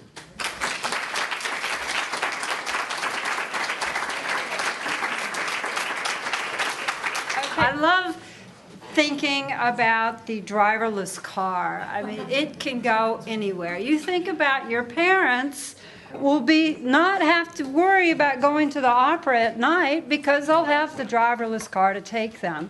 It can be very liberating for seniors, but it also has implications for land use. It's happening. Every year, the new models have one more driverless feature to it, right? You can buy the car that will parallel park for you now. You can buy the car that will tell you if there's somebody sitting, a child running behind you, and it will stop. My daughter has a car in Oklahoma that she was coming up to some black ice, and before she could respond, the car's steering steered into the skid and skidded out. She was petrified to have the steering wheel go on its own, but it worked fine. I'll find in the end.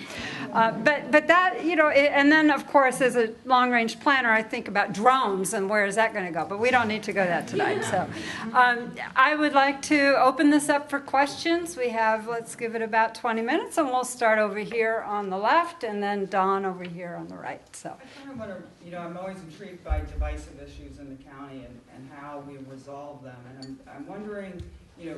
And I don't think that when we get to, you know, incredibly divisive issues that we really respond and react very well, you know.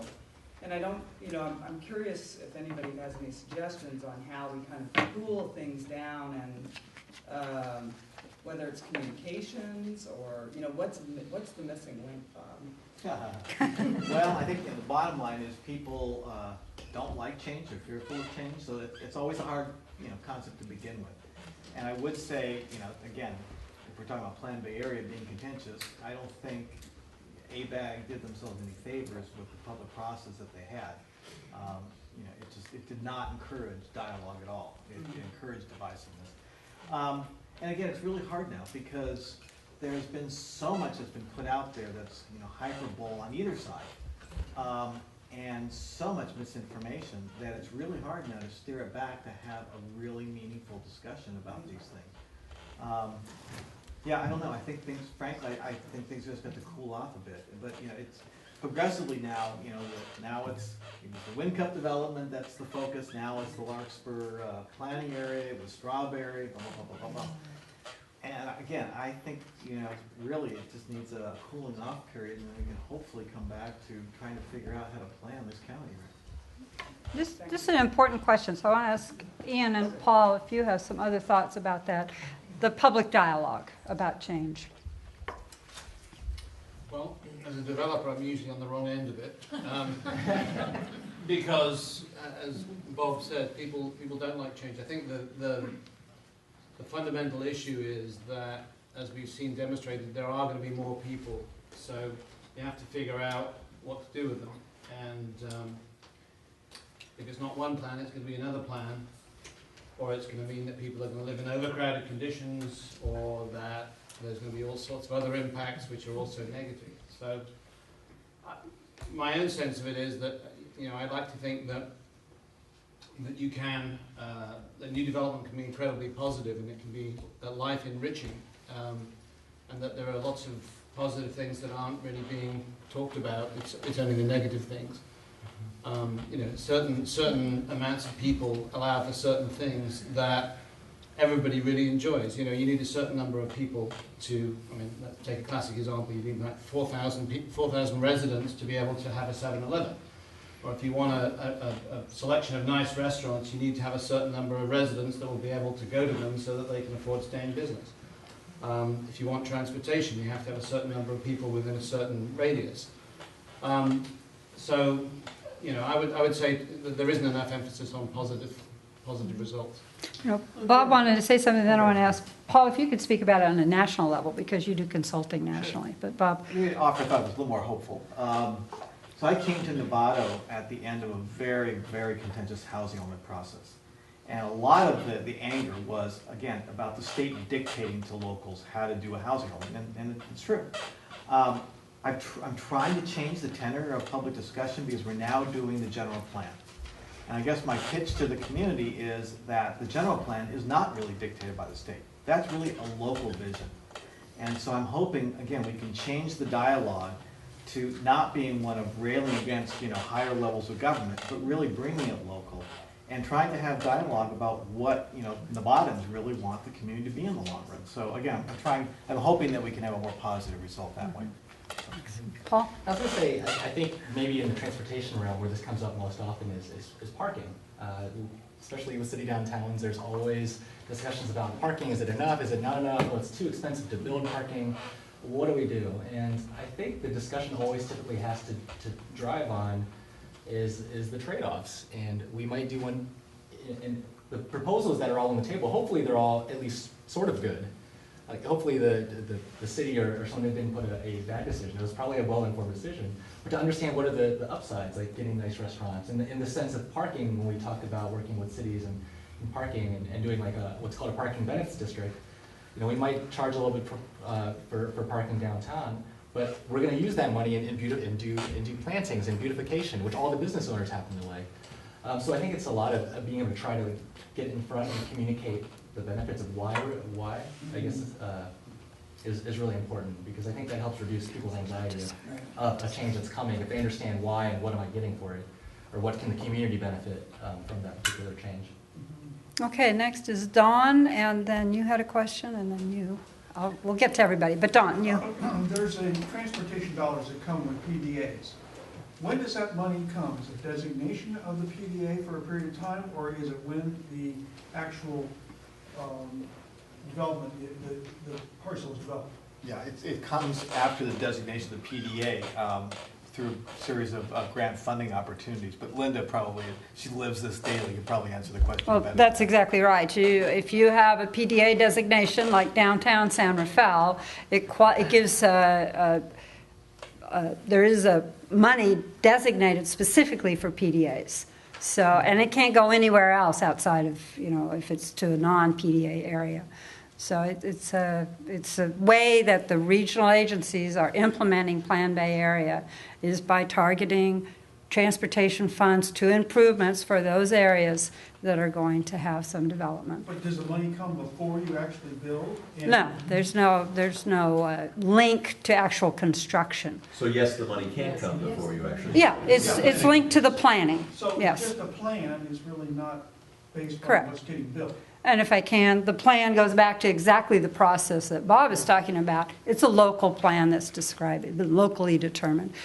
You had a question here, and then in the front row, and then in the back. David. We live in an amazing place. It's incredible. We live in an amazing place. It's just incredibly located, a stone's throw from San Francisco. Yeah. And yet it's an affluent community, but it's a gilded cage, because our own children can't afford to come home and live. And to restate your numbers, Linda, over half the homes in Marin are occupied by only one or two people. In most cases, those two are sleeping in only one bedroom, leaving the majority of bedrooms in an average home empty or underutilized. We're working on a model ordinance to create junior second units. It's the repurposing of an existing bedroom and bath, and it's creating an easily a simple permitting track with lower fees and requirements. Second units, junior second units are a low-cost, low-impact, plentiful source of affordable housing. They will count to help us reach our RETA numbers. and people commuting into our neighborhood is the #1 carbon creator. So I'd be curious to know, well, actually, Bob Brown was, in coordination with the other planning directors, helped to author a white paper on the creation of junior units. And I'd just be curious to hear what people's thoughts are about the obstacles and the opportunities there. Well, I think the answer is we'll see. All the cities, it's timely because all the cities have to redo our housing elements again by the end of the year. And I guess my perception is that we hear from the public that second units are, in their minds, a better choice than building new multifamily. The problem is that very few people build second units, for one thing, because it costs them fees at least $40,000 per unit. So it's really a tough hurdle. So again, we're hoping that this is a model that we're introducing to the various cities and see what kind of traction we get. But again, I think it solves some issues. And Paul, any thoughts, second units? Or junior second unit, this concept of converting a house with no external changes. Yeah, For, repurposing. yeah, repurposing. I think this sort of goes to one of the things I was trying to communicate, which is I think you really do need to have all sorts of different options for different people. I always remember growing up, I was a great fan of Happy Days. I always remember the Fonz living over the garage in that really cool unit. And we always try and, in our bigger communities, have the ability to build second units and have that designed in, but it's very hard to do in a retroactive fashion. Although there is a state law, I think, now that allows second units to be provided, even if cities don't want you to do it. But I think this is a brilliant idea because it makes use of a totally underutilized asset. It could provide additional income. It certainly provides great accommodation for people. So, yeah, I mean, I would be all in favour of it. I don't see any downside personally. I would agree. Okay. Question in front, and then Dave, and then we'll go here. Yeah, bear with me a second. I just want to give a shout out to Environmental Forum. My mom, Patricia Yates, in '93, she went through the program and she eventually got on the Water District Board, and she spawned a son who's done environmental law for about 25 years all around the world. And so I've been doing a lot of affordable housing. I was the affordable housing lawyer in Santa Barbara County, the RENA lawyer, and CEQA and transportation. I wanted to address that point about communication because Marin is a little different, and it's a strange place because geologically, geographically, it's got a lot of hills. People live on steep places. They cannot necessarily walk to the bus or SMART or anything else. It's a tough place. It's got a lot of creeks. It's very unusual in that way. But the biggest challenge it has is it's sitting between northeast Contra Costa County and Sonoma County, which have been growing like crazy, and they drive through here. So it's got more difficult challenges that ABAG did not take into consideration. They couldn't. You can't do it in that kind of study.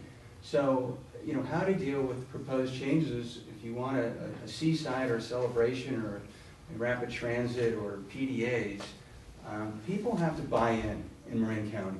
Okay, well, let me, I don't want to, I think that's a good question, so, but do you have the final question? Okay. Is pitching it, communicating how great it is may not necessarily work. So the question is, what can you do to get buy-in, including from developers, and communicate and, you know, get people to say, you know, here's my idea. How about that?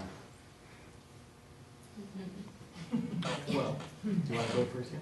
I'm not sure I really understand the question. Can you maybe phrase that slightly differently so that a simple developer can understand? Are you saying how do you get people to buy into the Bay Area, the plan? Or To get into change in Marin County that allows for smart growth, urban planning, PDAs, whatever it is, SB 375. How do you get the good ideas to be accommodated with better communication? Well, I think, you know, I mean, for example, this is a great forum tonight for people to come out and listen to ideas. I think that Marin County is different. It's full of, you know, highly educated, very entitled people that don't want anything really to change. And So you have to be able to convince those people that, you know, what's going to change is going to be better than the alternative. And I think that Bob mentioned, you know, there has to be some discussion of what the alternative is, you know, because it's very easy to say, I don't want this. But if you're not given, if you don't have this, then it's probably going to be this, then that choice is not really a rational choice. It's more of a knee-jerk reaction. Well, and the beautiful thing is, in Marin, we have great examples, you know, and it's important to point them out to people. I know in Mill Valley, when they redid their general plan, they did a walking tour and took people around the neighborhoods and showed them, here's a project that's 20 units an acre. Here's one that's 18 units an acre. And people were shocked. They'd never noticed them. They never focused on them. But again, I think showing people that, again, we do have walkable town centers. They function well. People love them. And we can continue that kind of pattern. I guess the last thing I would say is, you know, again, people often bring up Plan Bay Area, more development. It will create more traffic. Yes, it will. People come with cars. But the alternative of not putting it inside, you know, walkable areas is to continue doing what we're doing, which probably generates twice as many vehicular trips as the alternative. So it's not an either or. And I guess the other point I'd make is, I mentioned to someone earlier tonight, you know, those paintings show all the freeways that we're supposed to go through Marin, 3 of them. Back in the early 70s, the county board eliminated 2 of them. So all we have is 101. And I went back and reviewed the documents at that time.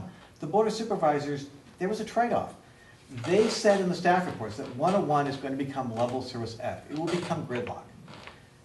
But the board said, that's fine. We don't want a freeway along our bayfront. We don't want a freeway along the water, along the ocean front. That was a conscious choice. We live with the consequences. You know, so again, these are trade-offs. Okay, David. Thanks. One topic that's been skirted is the level of diversity or lack of diversity in Marin, both in terms of housing type as well as in people who live here. And I think we all gasped when we saw Levittown. But if you do an aerial passover over Marinwood, speaking of Passover, over Marinwood, it looks very similar. And this is a suburban development area. And I don't think we can preserve an artifact of the 50s in the 21st century. So my question to you, Bob, well, I have 2 recommendations for reading. One is the analysis of impediments to fair housing choice that was done for the county by Fair Housing in Marin, and also a very controversial paper done by Marin Conservation, Marin Community Foundation, Portrait of Marin, which points out the vast differences. Paul, I forget, is that your name? Talked about life expectancy in Marin. It's not at all consistent. It varies a lot by census tract. And we have, yes, so the question is, how do we, Bob, how best, either through form-based or through some level of process that Ian so eloquently put, how do we encourage diversity of housing types that are for the 21st century? Well, again, I think that all of our speakers said the same thing. We have to promote a diversity of housing options. And that's not only through, you know, zoning means, but, you know, even Ian points out the unintended consequences of our fee structures. We really need to, again, I think Ian said, you know, we've got to articulate the kind of development that we want, and then look at what are the impediments that we now have in place that prevent us from getting there. And there are many. And again, that's why I'm excited about doing the Novato general plan. It gives us that opportunity to have that dialogue. And again, it's not going to fit all sizes and all places, but, you know, in areas where we think we have some opportunities to redo things a bit differently, you know, that's the opportunity to really look at what we're precluding with what we have today. Thank you. Okay, Valerie, and then I saw a hand, a lady in the back, and then up here in front. I wanted to come back to the topic of form-based code. I understand that, I believe that downtown Petaluma has gone to a form-based code, and I'm wondering if here in Marin, we have our cities and towns, and we also have the county. You know, we always have these 2 systems that we always have to think about. How close are any of the cities and towns or the county coming to a form-based code? Is anybody even considering it? I think, well, again, I'm just talking about Novato because that's where I am. I think there's an area adjacent to downtown that has really seen no change at all in probably 20, 30 years. we're going to look at that and again explore with the neighborhood there if that's something that resonates with them. Because again, I think that there are models here that are lower density that we typically saw back in the 20s and 30s. The bungalow courts and those sorts of things that are really comfortable, smaller units. But again, we need to find a way to allow them with zoning and to create this differential structure of fees and criteria that are based on unit size and not just units, and looking at them all as the same. But yeah, I think that form-based codes, again, where you're focusing just on the building form and not necessarily segregating the use types, is much more challenging to do in infill, and when you're retrofitting an existing area that's not form-based, it's really hard just to plop that in with the incremental change. It's much easier to do it when you're talking about redeveloping a large area like Petaluma did. But again, I think that it has some opportunities. I don't know if I thought Mill Valley had some form of... Well, I want to ask Ian, do you have experience with form-based code in community, and how did they happen? Do you know? Well, you generally have a planning staff and a council that are interested in trying to change. Your community doesn't like what it's got and wants to change it, and it's one way to do it. So you have to have a groundswell, I think. And to answer the question, I don't know of anybody in Marin that's doing that. No, not yet, but it does take the groundswell on it. And Paul, do you have any experience or seen that elsewhere in the country? We've certainly seen it, and it's. I mean, I think in the Bay Area, I mean, it is more rare, but certainly the places that have done it and done it easily are places that are probably atypical cities. I mean, cities that have major redevelopments or have large swaths of land, like a Concord Naval Weapons Station, where they have a big new opportunity. Those are usually easier in terms of what I've seen. But Downtown Hercules is a place that adopted it. And what the amazing thing about form-based code is it gets away. It doesn't have density, doesn't have unit counts, but it talks about what the building looks like and how it placed on the site and how it relates to the adjacent buildings. Because that's what really matters, because that's what you're going to be looking at for the next 30 years, is what does it look like, and who lives inside. That's another. And if you define that up front, it really takes out a lot of the risk for the developer. It takes a lot of the confusion and controversy out for the community, because it's already defined what that form is going to be like. Okay, we have a lady. I just thought the gentleman was supposed to be a question. Well, I'm going to get to him, but take your turn. Go. Yeah, so I heard the question twice, and I was going to ask it also, what do you do to get the development to happen, right? And then I had an epiphany while listening to you. Why are we asking you this? If you knew this, it would have happened already. So I thought, well, okay, since I had that epiphany, I'll tell you. I have a 10-year-old son. We cannot walk to school, even though I love the program and it helps many people, because it simply is not bikeable. It's too dangerous, and it's too far to walk. And you know that kind of stuff. But my son was born in Germany, in Dusseldorf, one of the most beautiful walkable towns of all time. And here is my epiphany. It really does have an image problem. Why don't we see those chateaus in France? France has, or not France, well, okay, France, yeah, France is best in Marin. Chateau, France. But, why don't the mixed-use housing, everything that you just described is why we love to go to Europe. Bob, I know you went to Italy, you loved it there. If you could convince Novato, it's the new Italy, it would go hog wild. Also, it's really easy to blame an agency called A-Bag. I almost want to punch it in the face for the name alone. Even if you have misfortunes of agencies with these letter acronyms, there is an image problem. I know from doing my work that you can't necessarily push that through. I do think there's been a huge image problem, and you have to come to read this down. Question. So my question is, I have that epiphany sitting right here. I'm wondering how many third-party agencies have helped try to solve this issue by coming in and kind of negotiating like a little piece, because I think maybe somebody outside of the process would have seen this earlier also. Well, I guess, all right, I think that, again, these kinds of choices have to be really made at the very, very local level. And while I appreciate you think I have a lot of influence, I'm really, I'm a channeler of the community and the politicians. But like marketing agencies and such are never contacted to help get housing through is kind of what I'm boiling it down to. Well, let's ask a housing developer. Ian, what's your experience in working with the public and getting a development to happen? Well, actually, it's interesting.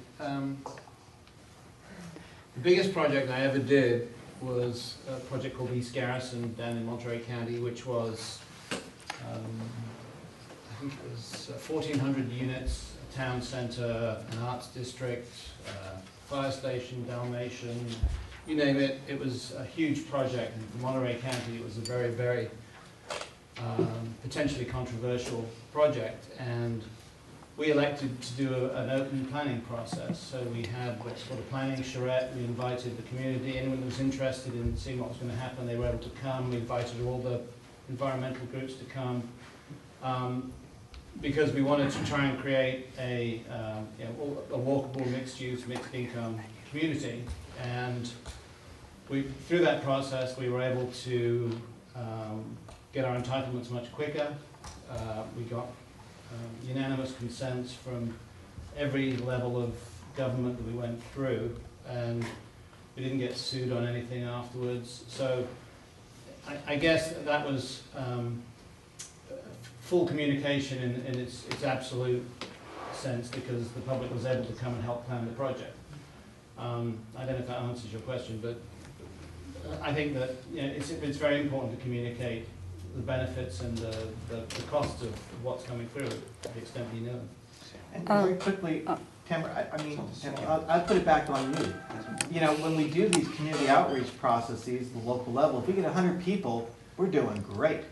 So if you can be one of those 100 people, you've got a pretty big voice. So again, a lot of it is just showing up, not out of fear, but out of a vision that you want to see in your community. So we'll get three. You've already had, so I'm going to make Dave, and then you, and then Nancy, did you have a question too? Okay, so hold on. Well, Dave, you. I noticed a similarity between Ian and Paul's presentations in the connection to history. And Paul mentioned the train and the foundation of a lot of the communities we have here in Marin, and a lot of Ian's wonderful images, I'd love to know where they're from, were of new structures that take a strong historical bent.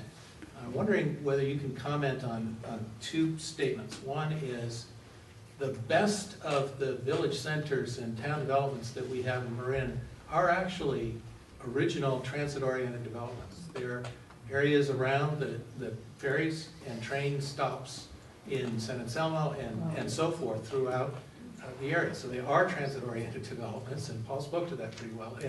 And we all, as a matter of quality of life, accept those things that have historic form to them. We like, I've talked to a number of people who hate question. Stuff, but they love. Question. So I'm asking if this statement is ringing true to you, and if so, I think you've got a real connection to the route to successful planning. Let's hear from Paul. You've been around Marin, you've been in the towns. What's your sense of that? The question is that a conduit, if we have a historic place, is that a conduit to help kind of demonstrate what change could look like, or an example? If that's special, I think certainly so. I mean, we work in a lot of different cities, and we always try to bring back a point to history and say that these are the places that were recreated as part of the city's origins, and this is how they manifest themselves today, and the kind of way you get around these areas and replicate those. Like, how can we do similar things? I mean, I think in the Bay Area, it's probably the most of that's trying to happen right now is related to BART and trying to create transit villages around BART stations, which has come with kind of mixed public reaction. But again, I think it's a fair point, trying to say that if BART could serve as that train station of old and the walkable community around that, I think it's a great model to help at least sell that message. Ian, do you have any thoughts here in Marin about Marin towns being, or the original transit-oriented development, if you will? Yeah, I think that my sense is that people like, for lack of a better word, charm. They like to live in charming places, and most of the charming places are close to historic downtowns, and that's a blend of proximity. It's the ability to walk to all the great places you like, great coffee shops in which you have a great deal, wonderful restaurants. If you can live close to that on a wonderful tree-lined street with squirrels running up and down, in a beautiful old house that has great architectural merit, then you've won. My job is to try and understand what that means in terms of creating new places. And it's, you know, it's actually quite hard to be able to bring all those elements in because it's taken 100 years to get to where it is today, and to try and create a new place. And some of the, to answer your first point, a lot of the images you saw were of new places, but most of them are in the southeast. I've done a lot of traveling back there looking at new smart growth communities and walkable communities, and you know, a lot of them use traditional architectural styles that are prevalent in the local area. So we have one, we only have 3 minutes left, so I'm going to take one question here and then Nancy, and then we'll go home at 9. So, and they're going to stay, so you can come up here and ask them. So you and then Nancy, 30-second question. I'd like to go back to the very first response to the conflict that exists in our community right now. You believe that people resist change. I counter that, and I ask you to rethink your answer. People have moved here because they like our environment here in Marin County. I myself moved out of Washington, D.C. My ideal is to work downtown, San Francisco, live out here in the country. And if it changes, our mobile society is going to move to another location to where they want to live. So I think the idea of just change is not accurate. True, but I think change is inevitable, and I think it's better to get in front of that change rather than simply rail against it and let the change happen to you. Nancy? You have a question? You get the last question, and do stick around if you have more questions here. But no, you can stay and talk, but we're going to end at 9. So I've just been so distressed over this whole ABAG Bay Area plan and the PDAs in particular, and that in a very short time, Bob, you very clearly, succinctly explained what the deal is. And it didn't take me that long on my own to kind of ruffle through the misinformation. Yet the loudest voice you hear out there at these meetings and stuff are the people who are against it. Who's out there spreading this misinformation and getting them so riled up? And where are the people who do agree with going forward with this? I went to the Board of Supervisors meeting and maybe 5 of us spoke in favor of it. Well, the Where reality is is everybody? that people that feel threatened show up and speak. People that have some interest, intellectually, don't typically show up. So who do you think the politicians react to? okay, so with this, I'm going to turn it back over to Greg and wish you all a safe drive home. But he's got a few more words.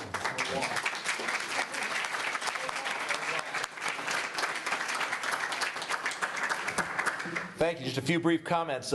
Shortly after my initial comments, we did have a town council member come in, Renee Goddard from Fairfax. Want to wave and say hi? Thank you. Thank you.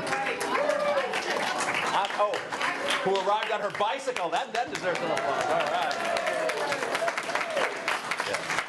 Thank you. And again, as I mentioned earlier, if we don't have your email address, please give it. There's a sign-up sheet at the table where you signed in. So please make sure we have your email address so we can inform you of when these will be broadcast and when you can view it on your computer, and so you can receive updates about the Environmental Forum. Speaking of which, don't forget marinefm.org. If you forget, there, you can take a little business card on the little plaque on the back table by the paintings there to remind you, marinefm.org, so you can check it out on occasion. And most importantly, looking ahead to Masterclass 41, starting this fall, I know not all of you can take Tuesdays off for a few months, but I encourage you to do it if you possibly can. I bet half or most of you can that haven't already done so. And even if you've done so, it bears repeating. So consider doing that this fall. And again, then starting in January again next year, there'll be another lecture series. This one might be 6 or 8. The exact number of sessions, the exact topics and titles are yet to be determined, but they will be soon. And I just want to give you my own personal experience for 30 seconds. I did the Environmental Forum Masterclass about 25 years ago. And then about 5 years ago, I started coming to the lecture series, and I've been doing it just about every year ever since. And people were wondering, who is this guy, and why does he keep doing this? Is he a slow learner? And the answer is very simple. It bears repeating, and the information changes, and the speakers change, and the topics change. And you can't possibly remember all this if you go every year anyway. So, and suddenly all these people, and I was the only one that was doing that, but suddenly in the last few years, a whole lot of people I'm starting to see over and over again at every session, every year. And that's our model. That's what we should do. So keep that in mind, and I hope more and more of you will do that. Finally, I just want to thank our evening's coordinators, Linda Jackson and Bob Brown.